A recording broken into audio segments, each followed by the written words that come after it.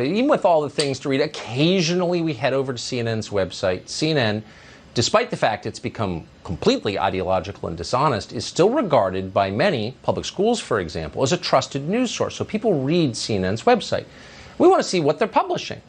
So we ran into this piece. This is from one of its breaking news and politics reporters called Devan Cole.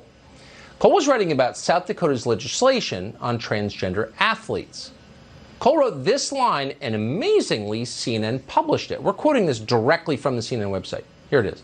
It's not possible to know a person's gender identity at birth, and there is no consensus criteria for assigning sex at birth. Meaning that for literally hundreds of thousands of years, human beings have been reproducing in caves, huts, hospitals. This little squealing human comes out butt naked, and no one has been able to determine whether this kid was a boy or a girl. No one has known, because there's just no way to know, because biology is not real, totally fake. Is there some way to tell? If you were to have a baby, if you were to take time from your vacationing and your internet use and your weed smoke, if you actually decided to perpetuate the species and you had a child, how would you know if that child was a boy or a girl? Well, obviously we don't know. Only had 4 of them. But we thought that possibly Louisiana Senator John Kennedy, one of the most erudite men in the U.S. Senate, might have some sense of how to designate biological sex at birth. Senator, I appreciate your coming on for this departure from your normal political agenda to give us a biology lesson. How do you know if it's a boy or a girl? I can't believe we're discussing this, Tucker. Look, the person who wrote that is entitled to his opinion, but in my opinion, I think he's been in lockdown too long. Look, sex is the language we use to describe reproduction. In humans, there are only 2 sexes, male and female. Males have the potential to produce sperm. Females have the potential to produce ova. These are observable physical characteristics. Sex is not a spectrum. It's binary. You're either male or female. Now, I do believe that gender dysphoria exists.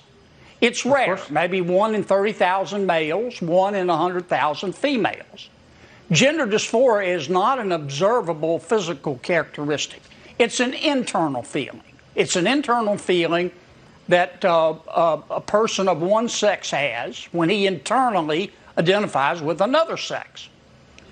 I think most Americans believe it's wrong to discriminate against someone because of an immutable characteristic like sex or race, but that's not what the Equality Act is about.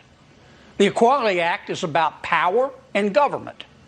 It's about to what extent are the American people willing to give government, the bureaucracy, the managerial elite, the authority to regulate every aspect of our lives, education, religion, public accommodation, speech, in order to elevate the status of those who either have or claim to have gender dysphoria. For example, to what extent are Americans willing to give government the authority to require schools to make teenage girls in a junior high locker room shower and change clothes with a biological boy who either has or claims to have gender dysphoria? To what extent are Americans willing to give government the authority to require all women's sports programs to make women compete with much stronger biological males who identify or claim to identify with females? And that's what this debate is about. But it's not about, are there more than 2 sexes? I think that's pretty clearly settled. That is the calmest and clearest explanation, and I would say also a very reasonable and moderate explanation, non-ideological explanation of reality I've heard in a while. Very quickly, Senator, they're trying to make us lie about observable reality, about science. How should individual Americans who have no power respond when told they must lie? I think they should say no. I think they ought to be very frank. I think they ought to ask their elected representatives when they talk this nonsense, how they made it through the birth canal. Yeah. I mean, it's very easy to tell a boy from a girl. A boy has a penis, a girl has a vagina. Those are physical characteristics, and it's all about reproduction. Yep.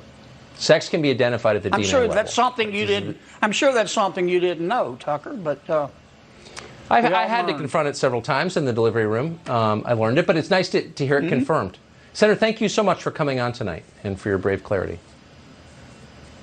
Thank you.